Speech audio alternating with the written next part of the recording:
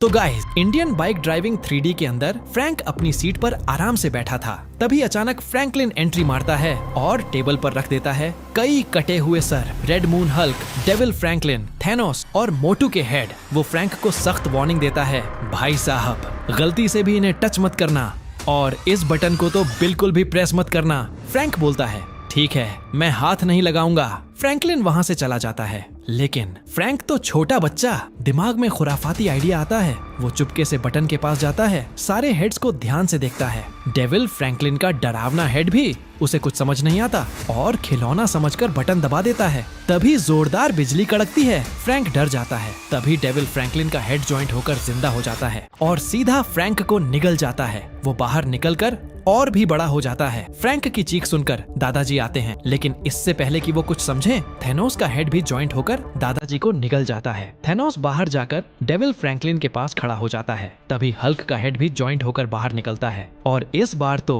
Franklin के घर का स्विमिंग पूल ही हवा में उठाकर निगलने की कोशिश करता है। लेकिन थैनोस का हेड अचानक गायब हो चुका था और हल्क पूरा स्विमिंग पूल निगलकर खुद भी गायब हो जाता है। अब बचे रेड मून और मोटू, दोनों मिलकर जॉइंट होते हैं, बाहर निकलते हैं और मोटू पूरे फ्रैंकलिन के घर को हवा में उठाकर घुमा फिराकर निगल जाता है। फिर पार्किंग एरिया भी हवा में उड़ने लगता है और पता चलता है ये सब रेड मून कर रहा है। वो पूरा पार्किंग एरिया भी निगल जाता है। एंड में सारे हेड, फ्रैंक, दादाजी और पूरा घर निगल कर गायब। आसपास कुछ भी नहीं बचता। अब सवाल ये है, फ्रैंकलिन क्या करेगा?